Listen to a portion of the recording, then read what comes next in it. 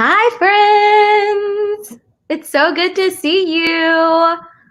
My name is Darian, also known as Darian Plans, and welcome to Planning Together, where every week I invite a friend on to share with us how they are organizing their life, organizing their heart, and everything in between. So make sure you hit that subscribe button so you don't miss out on future friends. I am so excited to have my friend Jen Mackintosh with us today. And Jen is so amazing. She has so much knowledge, so much wisdom, and just so much encouragement to offer us.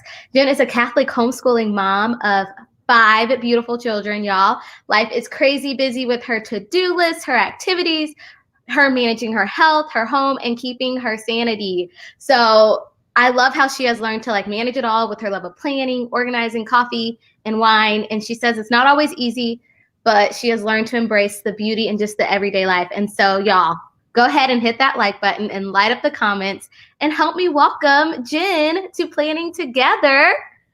Hi, Jen. Hey. Hi, everybody. Hey. Hi, I'm so glad you're here. Yeah, it's really great to be here. Yeah. Oh my goodness. Okay, friends, we want to know where you guys are tuning in from. So make sure you comment and let us know where you are tuning in. Jen, how are you doing today? I'm good. It's a really good day. It's kind of a quiet day here. And it's sunny, it's not raining, so I love it when we can get in the pool and relax. Summer is slow for us, so I love that. How about you? You know, it has been a really busy day. I'm in the middle of Show Car Camps of America, and so it's like my mornings are starting at 10:30, my time, and then I don't usually end my day till around 11 p.m. with breaks and dinner breaks and 15-minute breaks here. It's workshops and learning the song and learning this dance and reviewing all of this. So I love that. It's been so much fun, but I really do feel like I've been at camp. Yeah. Mm-hmm. Mm-hmm. Are you a night owl or a morning person? That is a great question. My friends make fun of me because I always say I'm a day duck. Like someone who just functions when it's day, because my problem is I don't like waking up early in the morning, but I like staying up late at night, but I don't know if I necessarily function and productive at night, if that makes sense. Yes. What about you? I am a night owl by nature. I love staying up. I can get so much done at 2 a.m, but my kids came along and they wake up at 5 a.m. naturally. And so it sort of forced me to grow and stretch and be a morning person. So now I have to get up early, and every now and then I can stay up kind of late just because it's my natural inclination, but I have to make myself go to bed early. Oh my, wait, so you said your kids naturally wake up at 5 o'clock in the morning? Right? Who does that? Just the Mac kids. Yeah. I was going to sleep at 5 o'clock in the morning. No, right? Me too. That would be my natural. Yeah. I love what someone said. I'm exhausted pigeon. Listen, that's real. That is so real. Okay. Let's get started, because I know we have so many friends who have so many questions and so many thoughts to ask you just from planning and homeschool, but I kind of just want to kick it off. I want to know, what was your first planner? Do you remember when you joined the planning community? That's what I'm curious about. What was your first planner? So I am old, really old. And I am so old that they didn't even have the little Scholastic planners when we did the weekly readers at school.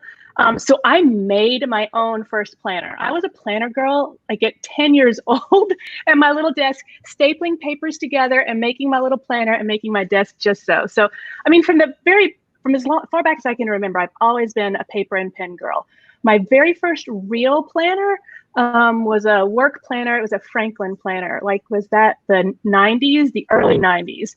Those burgundy sort of quilty cushioned, Franklin ring planner. I thought I was super, super cool. I love it. Okay, so that was your first planner. So what does your planner system look like now? It is So I love planning. I actually really love the decorative side of it. I think it's a really fun creative outlet. And it is for me as well. But the older I get and the busier I get, the more minimal I think I get, just out of function and necessity, totally out of necessity. So my planning system is pretty streamlined and really, really functional. I have a cloth and paper disc bound planner that kind of covers a wide variety of things for me, from life to health to content. And that sort of sums up everything. And then I have a lesson planner because you can't teach unless you have some paper in front of you to kind of set the rhythm of the day.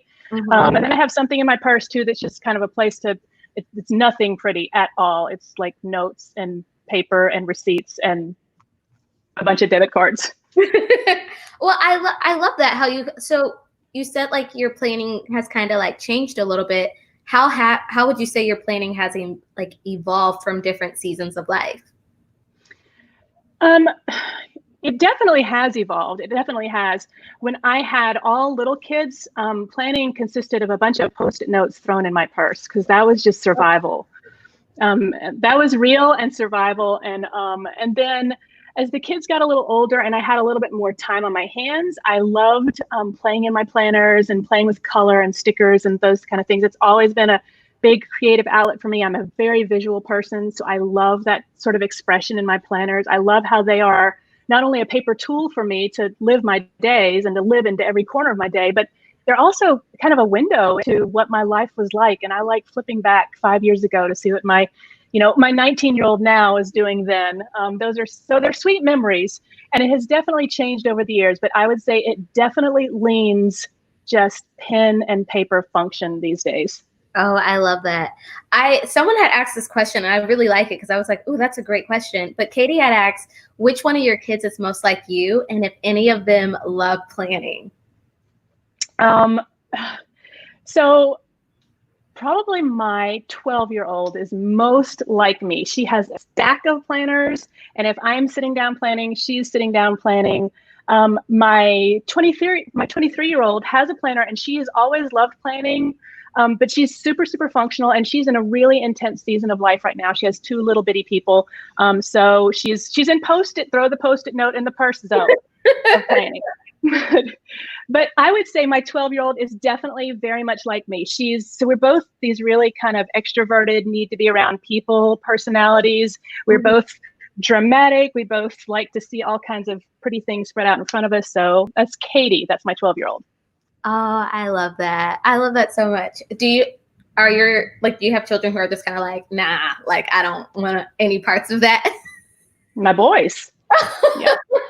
Yeah. But I'm pretty insistent because I'm a big believer, whether it's like a pretty planner and your stickers and washi and having fun and decorating in it, or your total function, you need to have some kind of time management system. Mm-hmm. And so I preach it and I make them live it. And then, they hit college and then they're really like, oh yeah, you actually knew a thing or two. We actually might need to get on iCal and create a few calendars. So that's what they do. They're all digital. All my fellows are all digital planners. Oh, okay. So would you like, when it comes to like the family as a whole, is there a particular system that you use to keep everyone all together? Yeah, we have some magnetic calendars that are sort of it's like our command center for our family. They're the Erin Condren wall calendars. It's got like a month on it. So I can set up our month so everybody can see where everyone is going. Typically, when we're not in lockdown, everybody's going a different direction. And so we use that calendar. And then I have a magnetic board right next to it that lists like chores and expectations and things that are going on. Maybe there's a lab order that somebody needs to go to the doctor with, and so I'll stick that up there. So that's kind of our big command center between the fridge and that space, because you can generally catch kids around the fridge. They're looking at something. Yes. I mean, like, I feel like I see why people put the command centers in the kitchen, because that's the place everybody's going to go to. Right. I totally exactly now. Work with the grain. Oh, I like that. Are there any other things that you would say in the terms of sense of working with the grain that you just naturally find that like when we do it kind of this way, it just makes life just a little bit more easier? I mean, do you mean like different systems that I have around the house, or? Yes, different systems around the house. Help me out, because I live with boys, so. Yeah, me too. Lots of wine. There is a system for wine drinking in my home. I love it. So I'm I'm pretty good at I sit down on Sunday with the whole family. They're in the living room. They're kind of lounging and doing their thing. They're watching TV. And I have my planner out, and I will generally kind of set the tone for the week at that time and let them know and check in with them. Do you have something, college kid? Do you have something, husband? What's going on here? Who can take little person there? So Sunday's sort of our day to kind of lay everything out for the week. And that really works well for us. And it works really, really well for me with bigger kids in the house. When you have older drivers that can help you out going to the store, picking somebody up. It's helpful for me to know their schedule and for them to know mine. So I would say Sunday, that's sort of the secret sauce here, is just sharing on Sunday and setting everybody up for success for the week. Oh, I like that. I like that idea of just having a day where, like, even if we're not using the same like calendar system, like we can just come together, see what you have to do. This is what I like that. I'm going to try it. I like that. Okay. So I have another question for you, and y'all, I want y'all to comment and I want to know everyone's thoughts on this, but do you believe in planner peace? I do not. I believe in planner contentment. So contentment is a choice. I can be content with my planner system as it is right now because it's functioning for me in this season of life.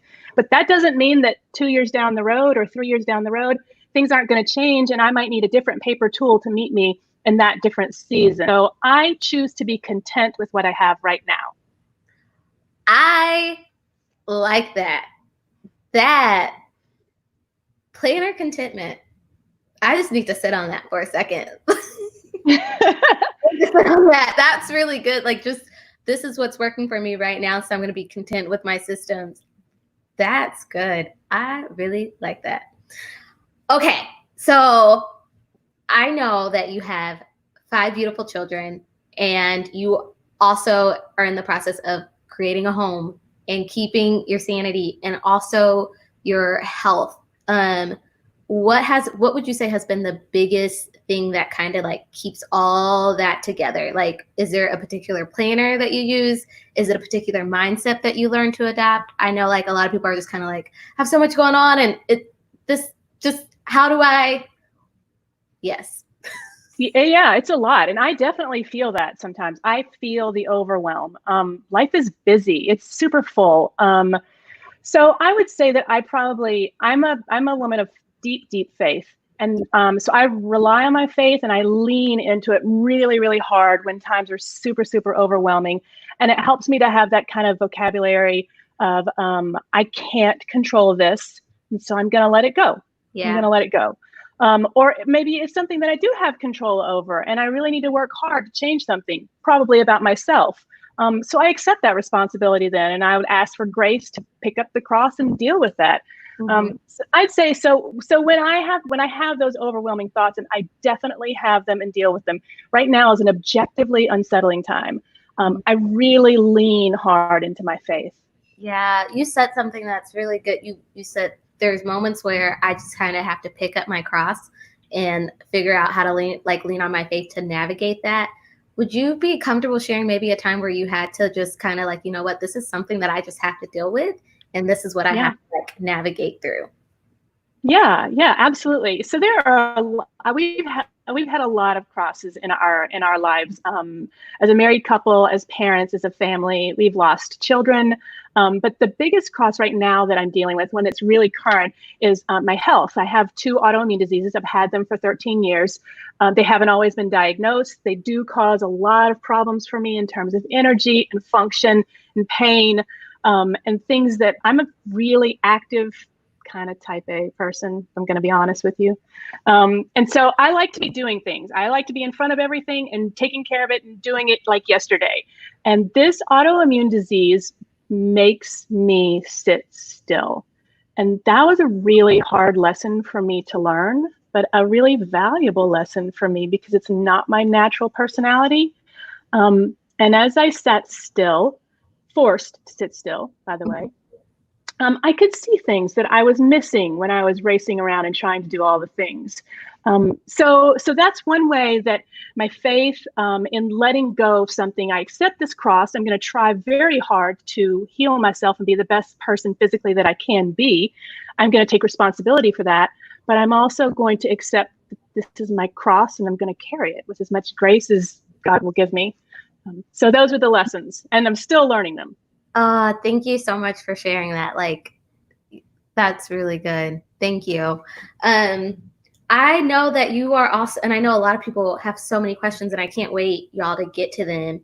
But homeschooling, we're still in the middle of a pandemic, and I know a lot of families are considering homeschooling. How did you get started in homeschooling? My mom homeschooled my brother and sister. So this is back when homeschooling was really pioneering. There were not very many homeschoolers. It was barely legal in most states. There were very few resources. And my mom saw that my siblings, my brother and sister, were really intelligent, and they are. And so she pulled them out of school because my sister, who's super bright, like off the charts bright, was learning her ABCs in school. And I mean, so she was well advanced at that point academically, but she had to sit in the class with the students because obviously the teacher has to work with the entire group. And so my mom saw this, and she had heard about this new crazy thing called homeschooling. And she decided to take a chance with my dad's blessing. And it was nothing but a blessing for them.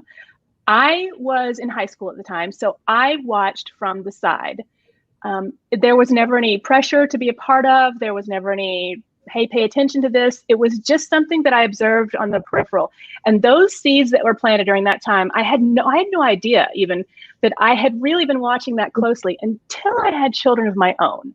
Mm-hmm. And I met my husband. I said, you should know this about me. My mom homeschooled my siblings, and I really feel pulled to do the same thing with our kids. Are you open? And he said yes. So when we had kids, we started homeschooling, and it was very scary for me. Mm-hmm. All of a sudden, it felt very real because these were my kids that I was going to mess up now.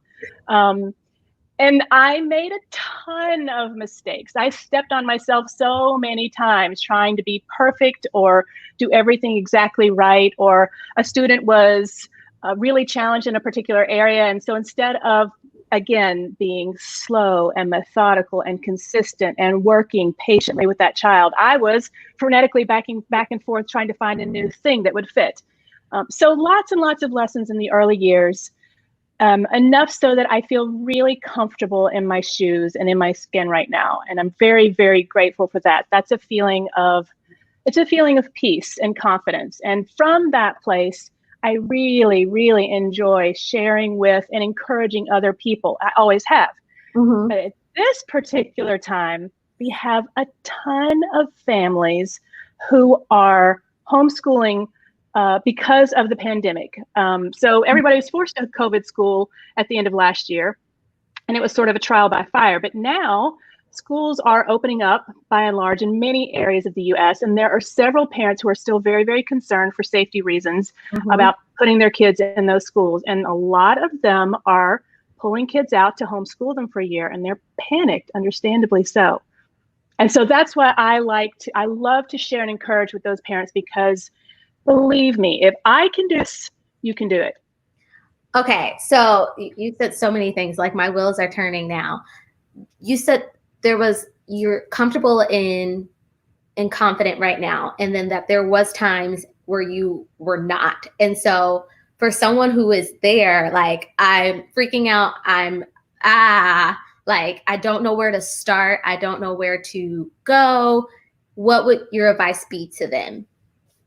Slow and read. If you do nothing but read to your children really good, worthy books, Mother Goose, Louisa May Alcott, if you do nothing but read really good books to your child, and that's it, your child will do really well. I love that. You just was like, this is it. I love that. Do you have any, like, has there ever been a time where you're like, maybe homeschooling is not the right choice for a particular child, or do you feel like it's something that can be the right choice for every child? I That's a hard question to ask because I can't know a particular set of circumstances with particular kids and parents, family dynamics. Maybe there's a chronic illness going on and mom just absolutely does not have the energy. I think that every child is made in the image of God and is a person, and as a person is able to know. And so you can absolutely homeschool any child. Some children have bigger challenges than others. There are special needs kids. I had a couple of special needs kids to homeschool, and those kids present a different set of challenges, but they're not insurmountable challenges. So is every child able to be homeschooled? Yes, I think so. But every situation really should be weighed on the merits of that particular family, that child, the resources that might be available in the school system that you might not be able to offer at home, and whether or not those outweigh the benefits of educating at home and being able to tailor and custom fit a curriculum to a particular student to meet that student right where he is and then gently stretch him forward. Oh, I love that. I love that. So I'm going to say, can you maybe recap again? So what would be the question someone should be asking themselves if they are considering homeschool, the resources, the environment, what are those things that would you say, these are the things that you should really consider? I'd say there's really only one question, and the question is, can you commit? It's going to be really hard work. There are going to be challenging days where you're ready to call the yellow school bus and pick up the kids. I'm not lying. The big question is, can you commit? And you don't have to commit and marry it for the next 12 years. You can just commit for the next 6 months, or you can commit for this year because this is going to be your bridge year. Yep, I can commit for 1 year. Great. Okay, so we have a commitment. Now we can brainstorm, right?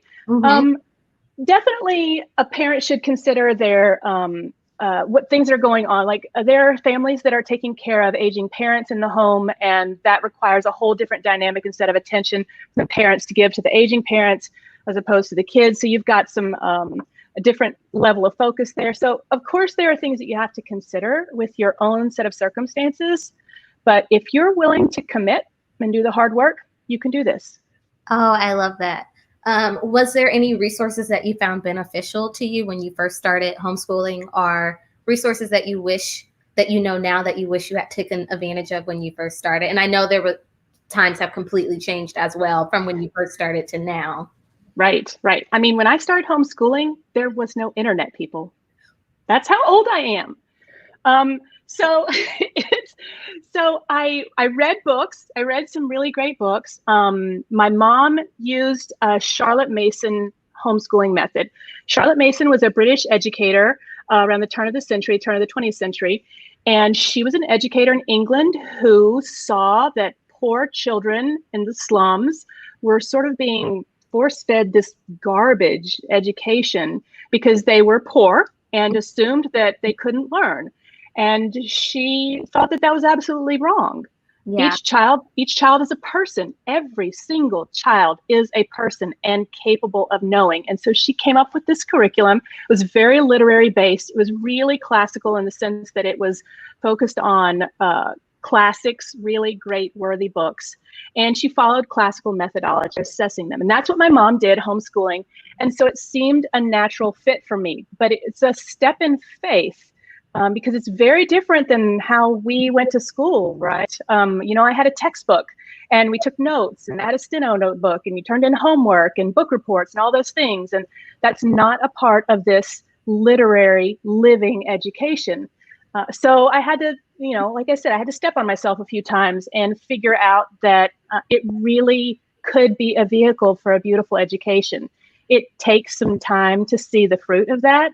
And I'm in a position now that I can see extraordinary fruit. My daughter is a beautiful mom, raising her family. My son's an engineering student on an academic scholarship. So I get to tell you that it yields beautiful fruit. But as a young mom, those are really hard first steps to take in faith.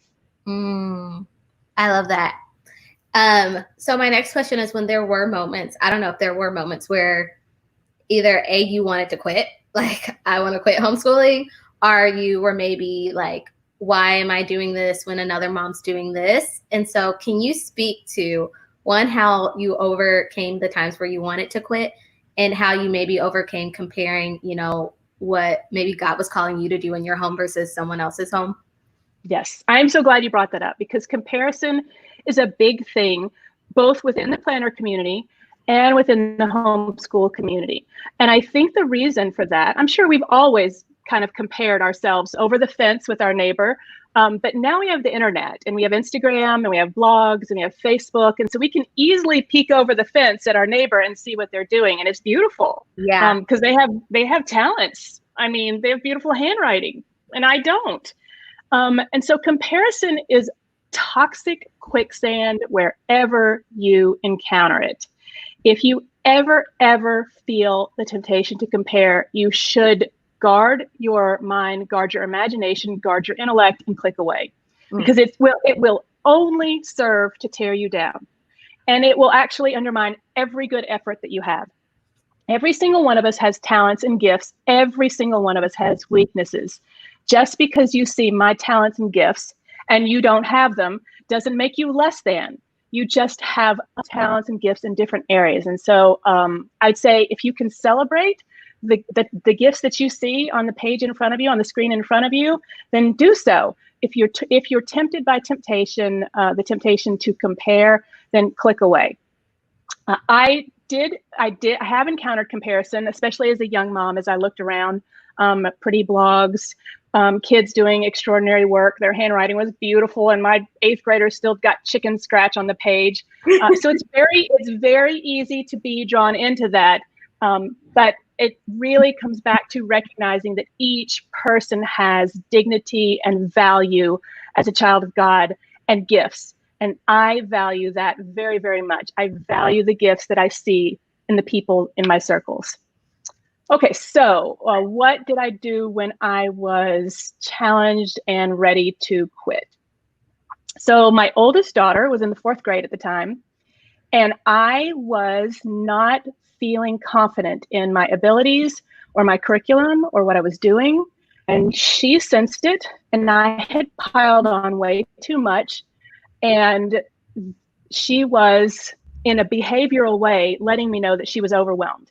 She was acting out. She was intolerant. She was vocal.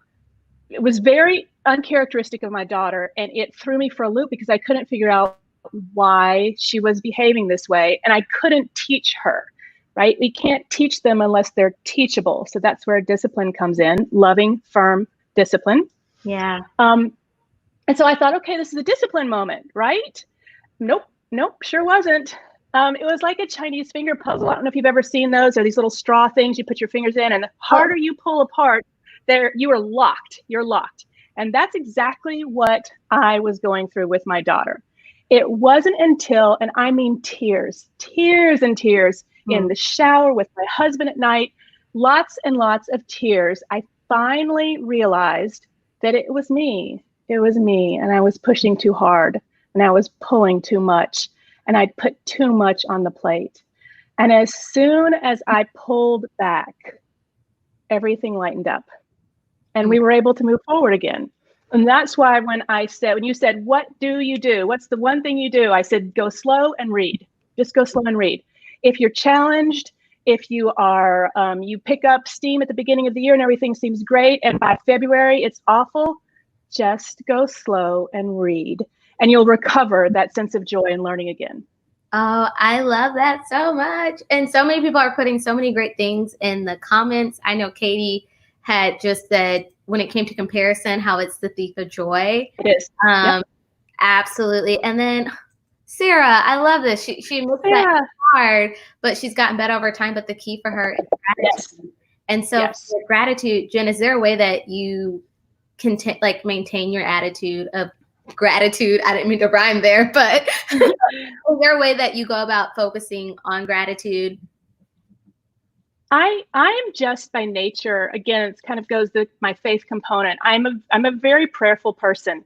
And so when I see Darian online and her beautiful planner or something beautiful she's done, I just have made it a habit to be grateful for it. I'm so grateful for the beautiful example you set in the planning community. I'm really grateful for it. And so it just became a part of my conversation with myself, and an interior conversation of gratitude. that I allowed to become a habit, so that it informed every single one of my thoughts. If I see something beautiful, I'm just instantly grateful for it. That doesn't mean that I don't see Darian's amazing planner and think, I'd like to do that in my planner. I do see that, and I do seek inspiration in that way. But I would say that primarily it is an attitude of gratitude all the time. Every time I see something beautiful, something someone has done that is beautiful, and I try to be very, very intentional about it in my prayer life, in my morning prayers and in my evening prayers every single day. Gratitude honestly has pulled me out of a number of major problems. Pride, navel gazing. Oh, I'm so woeful here. I feel so awful. I have no energy. I'm actually just grateful that I got up today. I'm really grateful about that. Oh, I love that. I love that. And I'm going to ask you like maybe one more question. Then you guys get your questions ready, because if you have any questions that you want to ask Jen or me, go ahead and put it in the comments now, because we will be answering them. But my question, there's like maybe it's 2 questions, because I was talking to some friends and I was letting them know that I was like, yeah, I'm talking to Jen on Wednesday. And they're like, first off, you have to ask her, what does she put in her coffee? Because you don't even look like you can be a grandmother. Like, you don't look like you have 2 grandchildren. So people are wondering, do you have a beauty routine? Like, what do you do to like keep yourself solid? You guys are going to laugh. I actually am terrible about self-care routine. This is actually, I actually am not even good at washing my face regularly. It's terrible. I shouldn't even admit that.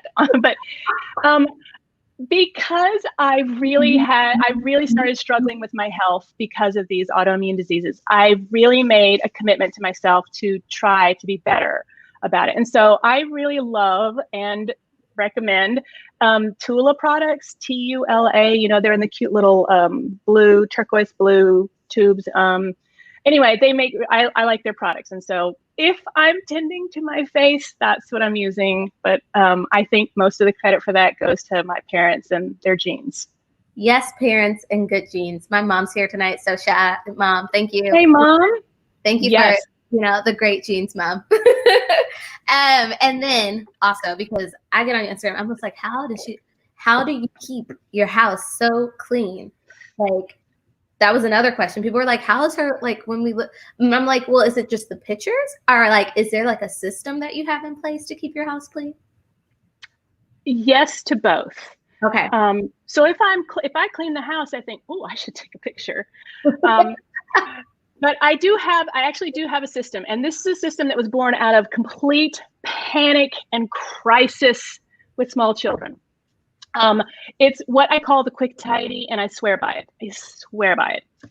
Quick tidy is 15 minutes. Everybody, all hands on deck, get a laundry basket, and goes around all the living spaces, the kitchen, the living room, the schoolroom, the hall, the stairs, just the living spaces, not bedrooms. And they just pick up stuff. Socks, oh my stars, my boys would store socks in cabinets. Pick up the socks, the magazines, the books, the toys, put them in the basket, and then take them and dump them in people's rooms. 15 minutes. If everybody's working together, we can sweep through the house in 15 minutes and do a quick tidy. And we did one every morning before school and every afternoon before Dad got home. And that is what keeps my house running. And then the rest of it is really just, a judicial parceling out of chores with the kids. Somebody does the bathroom, somebody does the vacuuming, everybody pitches in. Oh, I love that. I like that. 15-minute tidy. Mm-hmm. Yep. That's also something that I need to maybe implement in my life. Are y'all gaining so much like wisdom and like advice from Jen right now? Because I'm over here like writing stuff down, like I gotta try this and I gotta try this. All right, you guys. So this is your moment. So let us know if you have any questions. Let us know in the comments. Let us know. And Jen, I'm going to ask a question while people are coming up with their questions. My biggest question for you is, how would you say you are showing up for yourself right now? Probably my self-care routine, which has like been lacking for 47 years. And just in the I'm 49, I'll be 50. And this is July. I'll be 50 in next March. So I'm like 49 and a half. So I'm really slow to the self-care game. I'm over here like, what? What? I'm like, you do not look 49 at all. Well, thank you, Mom and Dad. But I actually am really, really slow to the recognition that I actually have to take care of myself. You can't fill from an empty vessel. I can't teach my kids. I can't serve my family, which I love doing. I can't love my husband. I can't be the best person that I can be if I'm not first taking care of myself. And that was really hard for me to learn because I felt like I was being selfish. I felt like I was taking time away from someone else. But and those all those really good lessons came from carrying the cross of having chronic disease. And so would I wish to have chronic diseases? No. But am I really grateful for the lessons that they're teaching me to value myself, to value my time, to be slow and intentional? I'm really grateful for those lessons. Oh, I love that so much. So good.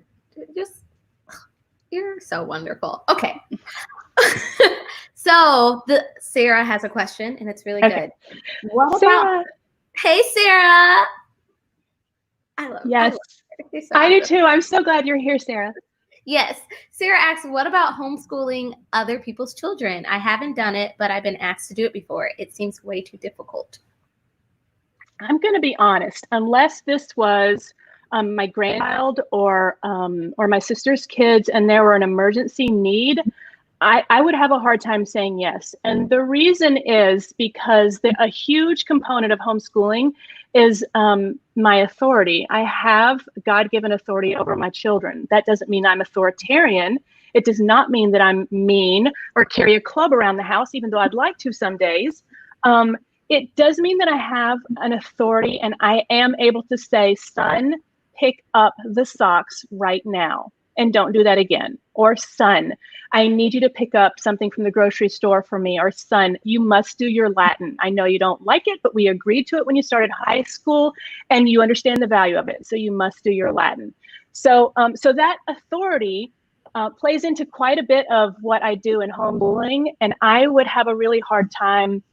I would not be able to exercise that comfortably with someone else's children. Mm-hmm. And so I would, unless it were, my grandkids or my niece and nephew, I'd have a really hard time saying yes.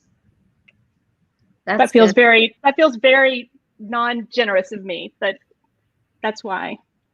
Yes, I like that question. Katie had asked, how do you use so many planners effectively?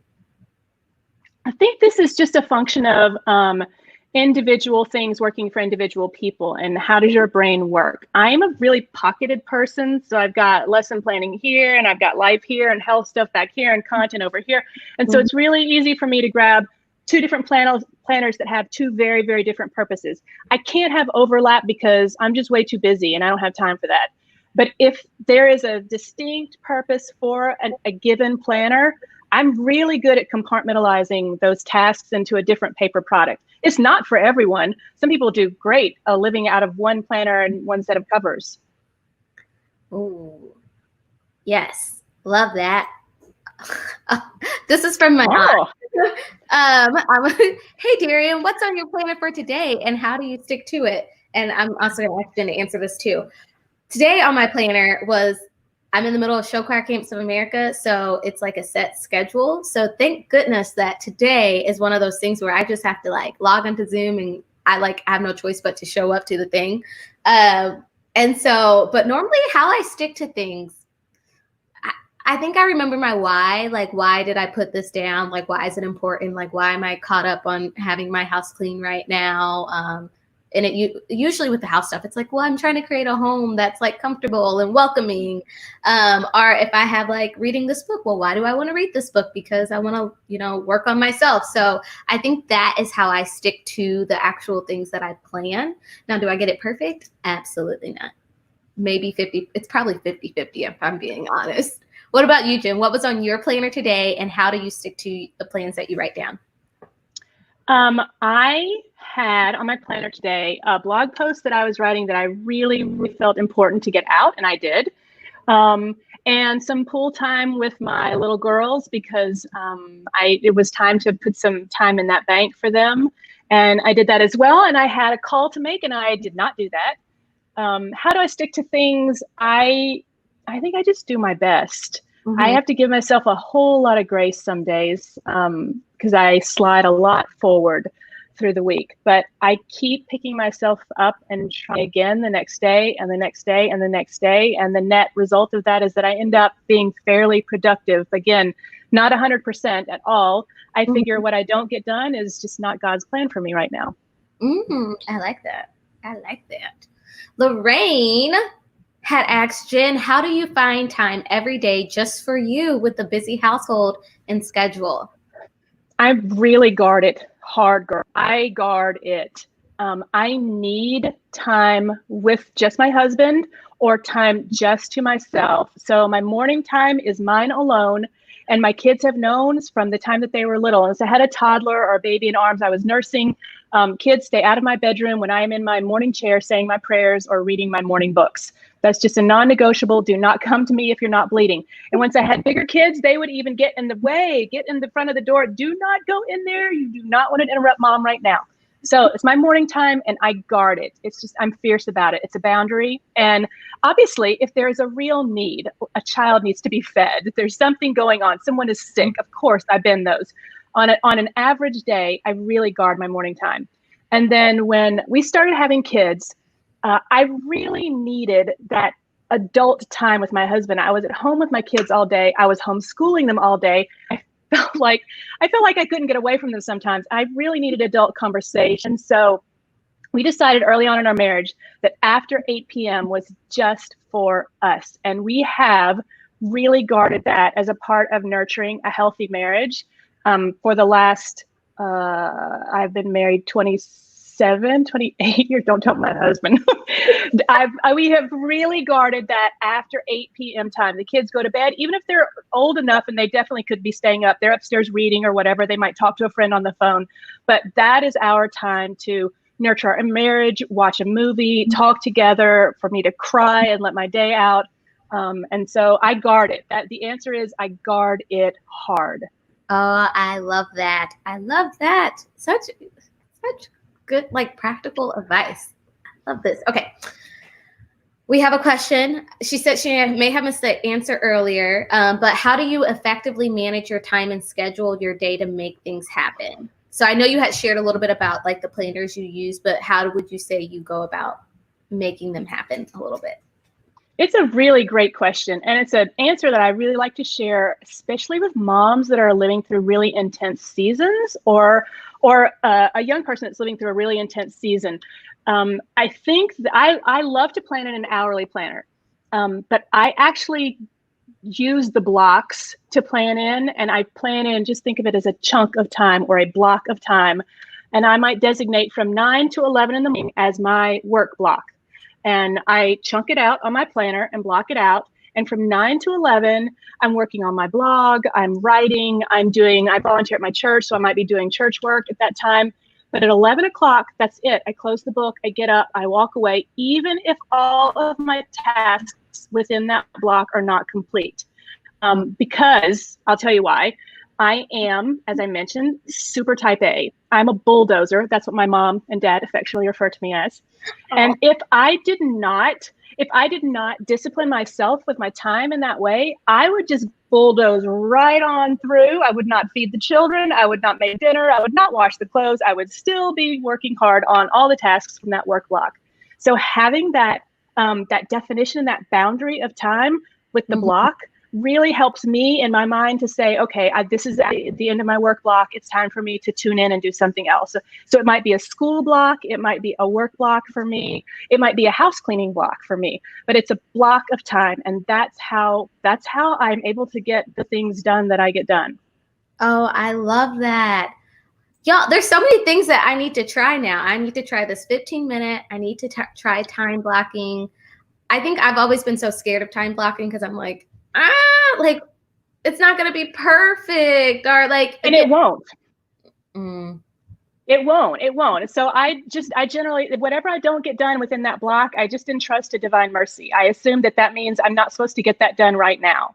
Um, and then I move forward, and then I might roll it into another block the next day. The net effect is that I end up crossing a lot off my list within a 1 to 2 week period. So I might have a lot of things on my list today, and I might have to slide 3 or 4 things over. But talk to me in 2 weeks, and I've probably gotten everything done off that list. Wow. And fed my children. And listen, that's the main right. I love that. Okay, guys, I know our time is getting ready to come to a close. So at this time, I would love to hear kind of what has been your biggest takeaway from tonight's conversation. Anything that you know you're going to try after tonight, we would love to hear that. But Jen, I kind of have one more question for you. I'm just curious. What do you enjoy doing outside of like homeschooling and planning? Like kind of what are your personal hobbies? And yeah, I've always wanted to know that. Okay. I'm a huge extrovert, which seems a little odd because the planning community, I think, is made up of a lot of people who are introverts who really prefer being at home. And that's actually not me. I love being out. I love going out to dinner with just about anybody. I'll go out to eat with anyone. I love going out to eat with my girlfriends. I love meeting my friends for coffee. I really miss that. I enjoy shopping with my kids. I love spending time with my grandkids. I love helping my daughter out and being really available to her to help with those little people so that she has a little bit of time too. That's a huge, I don't know if that you call that a hobby. That's a passion. That's a love. That's my heart. I love photography. I love spending time behind the camera because I see things through the camera that I really want you to see as well. And so I love challenging myself to capture that. So those are my hobbies. Oh, I love that. We got to rewind for a second. Like with grandbabies, let me slow down. How has that new season of life been of stepping into having grandbabies and seeing your child have a child? Right. That was magical and bittersweet. It was amazing. So Sarah, my sweetheart, my little one, I mean, daddy's little girl, right? And here she was holding her own little girl, and it melted my heart. And there's a whole new sense of mama pride when you see your daughter loving her daughter and her kids so beautifully and serving them so beautifully. It is a joy I honestly cannot sum up in words. And being a grandmother is the same thing. It is a really unique joy to love those little people as my grandkids, to love my son-in-law and my daughter so much and to see the fruit of their love and hold them in my arms. It is absolutely a blessing.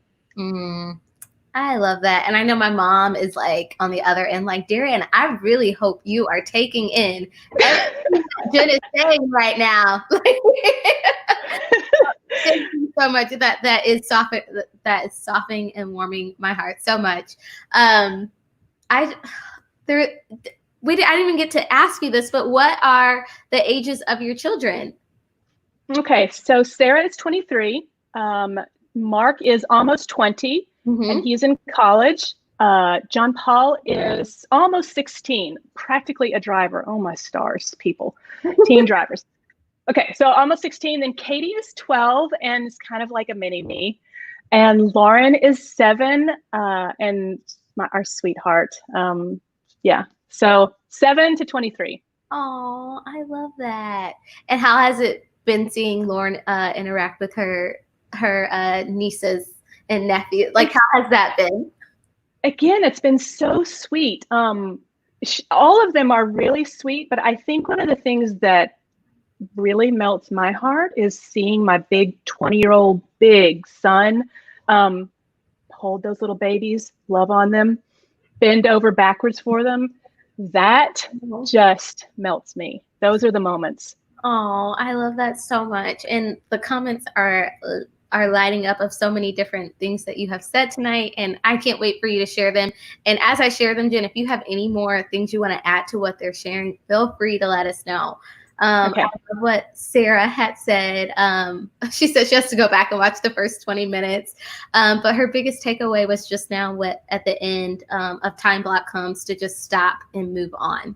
Sarah, that's something that I really know I need to try and just let it be and let that just go unfinished. And that's very hard to do. It's a habit. So it literally is something that I would put in my planner with a little checkbox to say, I can check off when I actually stop at the end of a block and move on, as a way of nurturing that habit for myself. Because as I said, I'm a bulldozer and I would just keep on moving on. So that's a habit I had to grow into. I love the idea of checking off when you're done with the time block versus feeling like you need to check off everything that you want to get. A task. Yep. That task and that. Yeah. Mm-hmm. That's because there's a desire to want to continue to finish and work on those tasks. It's really, really hard to walk away from something that is undone. You have listed on that paper. So part of that is letting go. Again, letting go. I can't be everywhere. I cannot do everything. I can only do my best. And I have to leave the rest at the foot of the cross. And I'll come back there tomorrow. But putting that little checkbox there for me was like a trade-off. You can't check this task off, but you can check that you moved on from the time block and you went to feed your children. And so that was how I sort of built that habit for myself in an area that is not natural for me at all. Oh, I love that. I love that. So many things that I need to take away. Tattoo Teacher Plan says, not my biggest takeaway, but the 15-minute tidy thing. I was doing this before quarantine. I'm going to back to work soon, and I need to get back to that. It's super helpful. Yes. And you can do that in your classroom too. Your students can absolutely do that. 15-minute quick tidy, turn on the timer, everybody gets a bin or something, and you just pick up around your area. And it literally is usually done in 5 minutes, maybe 10 minutes, but it's magical and it's so, so simple. Oh my goodness. Listen, if my husband is watching this right now, we gonna do this, and we gotta figure out we gotta do this in our house. Like, I'm sorry, hubby. I'm really sorry. Brenda, hi mom. My biggest takeaway was adapt planner when life changes. Mm-hmm. Yes. That's your mom, Darian?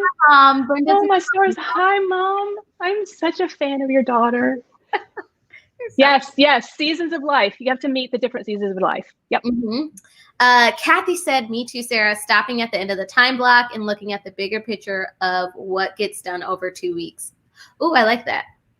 Yep. And that's part of big picture planning too. So really important, planner girls, to take your planner.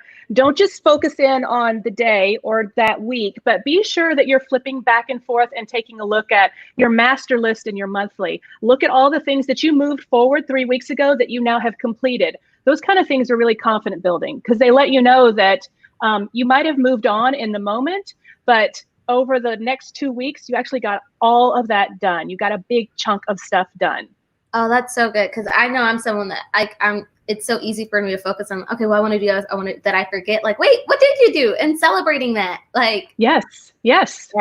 Love that. Ooh, Lorraine said something really well. She said her biggest takeaway was to stop wasting time, be disciplined with your time, set boundaries, give yourself grace, and respect yourself and others too. I personally allow myself to get distracted often. That's me too, Lorraine. I get I'm like, like I get distracted. That is me as well. That is my natural tendency. I'm like a butterfly. So I'm here 1 minute and I'm over here the next minute. And so it's a self-discipline thing. That's a habit. That's a habit that you cultivate and tend very, very intentionally. Yes. Oh, I love that. What else?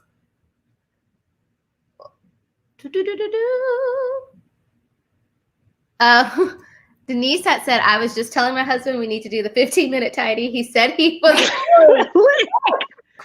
This is my cousin. Yay! Let me know how he likes it. Let me know.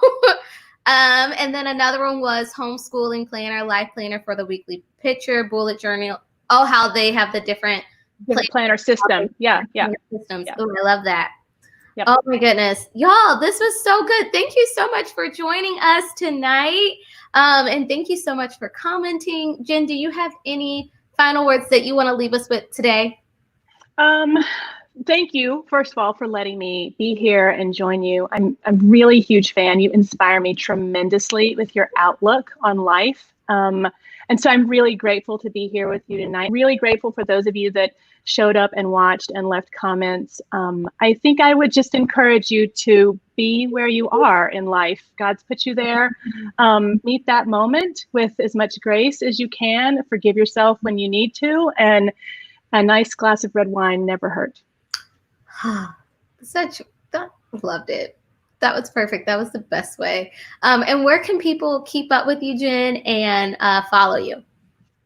Yeah, I'd love to have you on Instagram. I'm at Jen Mackintosh, or my blog is wildflowersandmarbles.com. If you are homeschooling, feeling thrown into homeschooling, thinking about homeschooling, terrified of homeschooling, loving homeschooling, I'd love to have you on my blog. I'm writing a series, a Homeschool 101 series right now.